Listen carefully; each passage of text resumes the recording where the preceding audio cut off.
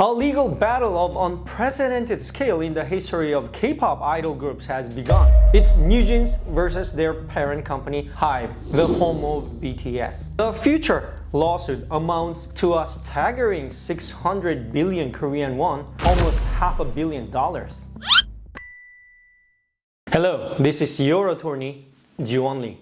On November 28, 2024, NewJeans held an emergency press conference to announce the termination of their contract with Adore. NewJeans claimed they had sent a notice detailing 8 contractual violations committed by Adore, but that these issues were not resolved. In summary, NewJeans argues that there were grounds for contract termination due to Adore's faults, and since Adore did not address the issues, the contract has been terminated automatically. Now, the critical question is whether the reasons NewJeans cited for terminating the contract are legally valid. For your information, I am a fan of both NewJeans and BTS. They are treasures of Korea and K-pop. But at the same time, I'm a lawyer and I have an obligation to provide accurate information in accordance with my conscience and the law. Therefore, I will break down the details of the NewJeans dispute thoroughly based on Korean law and precedents to help both NewJeans and HYBE fans. And I can assure you, when you finish this video, you're the expert in NewJeans dispute plus contract law. Let's take a close look at those 8 grounds. The inclusion of the phrase new arc, NewJeans I've reseraphim in a HYBE report and the lack of response to the statement just scrap new and start fresh. This is not a valid ground for contract termination. Here's a fundamental principle of contract law. Grounds for exclusive contract termination must be clear. If multiple interpretations are possible, it is not clear. Subjective, abstract, or vague grounds are not clear. Applying these principles to the phrase scrap new, it could be interpreted as excluding NewJeans or replacing them with another group. Could it even mean disbanding them? However, the exact commercial implications of exclusion or replacement are unclear.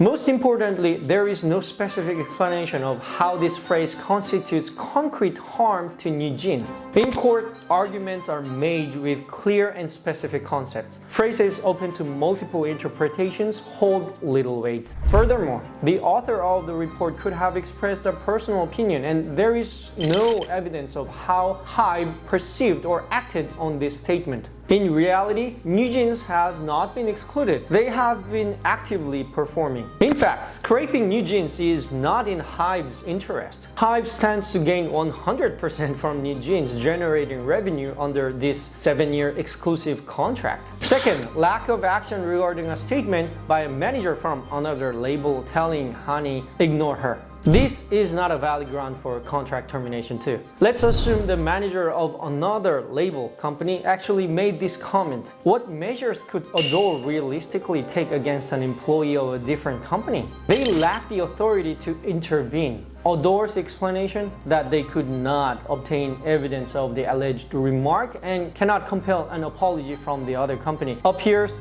reasonable. Therefore, this does not qualify as grounds for contract termination. Third, insufficient response to inappropriate comments by a member of HYBE's PR team, not a valid ground. While it's true that certain PR team members undermine NewJeans' achievement is problematic, HYBE and Adore took appropriate measures to address the issue. A mere inappropriate comment, if responded to appropriately, is insufficient to justify contract termination. Issue number 4, unauthorized release and failure to remove NewJeans' trainee photos and videos. Not a valid ground. The unauthorized release of trainee photos and videos occurred through media outlets, not through HYBE of Adore. HYBE fulfilled its contractual responsibilities by requesting the media outlets to remove the materials. That's all. Fifth, resolving the issue of HYBE undermining NewJeans' status through push-out tactics. Not a valid ground. No one can clearly explain what exactly is meant by push-out. In short, it is an abstract concept. Issue number 6, disputes with the dolphin kidnapping crew director and issues arising from the loss of previously completed work. Sadly, not a valid ground.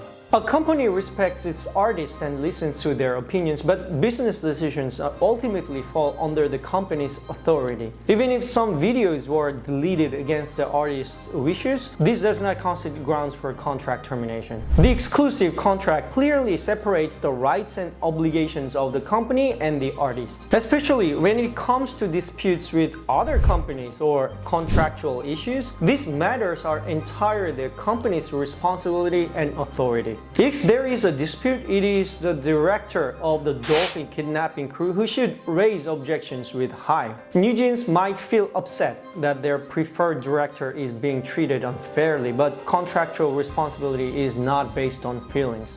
Issue number 7. Demanding all measures to protect NewJeans' identity and ensure their activities. Not a valid ground for contract termination. What exactly is NewJeans' identity? It's vague and subjective. Has NewJeans been prevented from continuing their activities? From Adore and HYBE's perspective, NewJeans is one of their most valuable assets. Why would they intentionally impose an unfitting identity or hinder their activities for a globally successful idol group? In reality, NewJeans has been thriving and working in their signature style. Based on their success, no one would reasonably conclude that HYBE has failed to take necessary actions to support NewJeans' activities. Issue number 8. Advocating for Hee-jin to return as CEO of Adore. This is not a valid ground for contract termination. Who serves as CEO is a matter of company management, which falls under the company's authority too. The company belongs to its shareholders, and decisions regarding leadership are made by the board of directors elected by those shareholders, not by the artists. Unless the exclusive contract explicitly states that only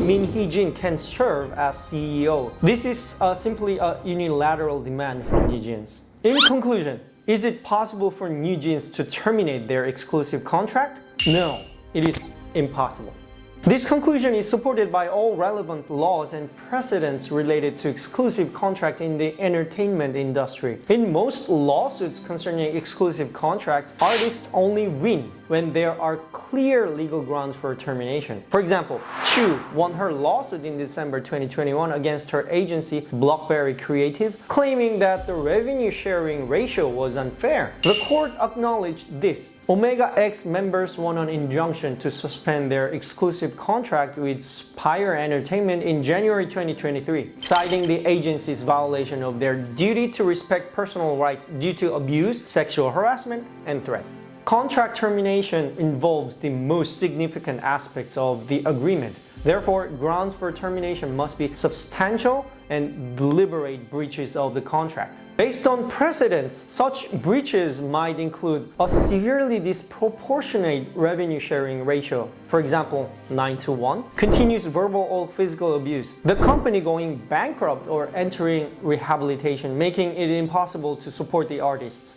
The 8 reasons cited by NewJeans do not meet the criteria. Most of their claims lack evidence, and even if true, they are issues of personal dissatisfaction, not legal violations. In fact, far from termination, NewJeans may be liable for damages, sadly. Most legal experts share this view. It seems they did not receive proper legal counsel. No lawyer would have told NewJeans they could win this case in court. Why is the contract termination press conference the worst move? First, there's the issue of penalty fees. These fees would make it difficult for NewJeans to find the proper agency. Based on the disclosed contract terms, the penalty fee amounts to approximately 600 billion Korean won, around $500 million. In the entertainment industry, penalty fees are calculated by multiplying the average monthly revenue of the past 2 years by the remaining months of the contract terms. Considering Adore's revenue for 2023 was 110.3 billion and that roughly 5 years remain on the contract, a simple calculation places the penalty at 551 billion Korean won, approximately $500 million US dollars. If later it is ruled that NewJeans' contract termination notice is invalid, any new agency that takes NewJeans on would be required to pay the full penalty as damages. Wow.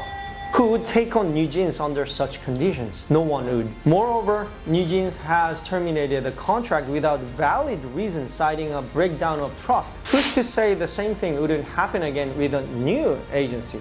Any prospective agency would risk having to return all earnings from NewJeans to Adore and pay the penalty fees on top of that. Who would take that on such a liability? Their only option is to operate independently, but idol groups require extensive staff. They need access to recording studios, rehearsal spaces, hair and makeup artists, costume designers, road managers, choreographers, composers, PR specialists, and hundreds of staff members. Without a proper agency, even scheduling one appearance would be difficult. Even if they somehow manage to work independently, all earnings would eventually have to go toward paying damages to Adore. Second, the risk of being forgotten. If Adore files an injunction to prohibit their activities, NewJeans would have no option left except YouTube contents. In reality, exclusive contract disputes take 3 years at the shortest and can drag on for as long as 6 years. Hundreds of female idol groups debut every year. Established groups with strong fandoms built over decades might endure, but for a rookie group unable to promote for over a year, they'd be completely forgotten. In fact, my biggest question is this: why did they take such a drastic measure while the risks outweigh any potential gains?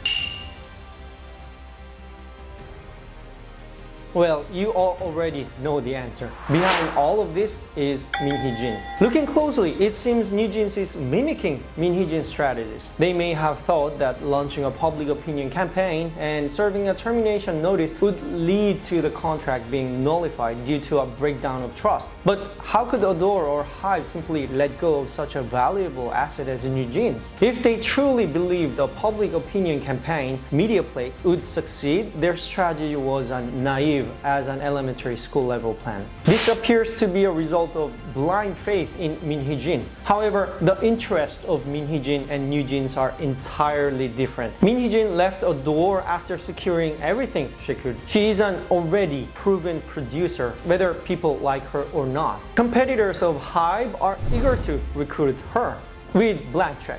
She can create a new idol group anywhere. Meanwhile, NewJeans is burdened with a 600 billion Korean won penalty, $500 million US, and cannot rely on Hee-jin staying by their side indefinitely. To put it bluntly, this situation is one where Hee-jin is using NewJeans in her public opinion battle against HYBE. What lies ahead for NewJeans?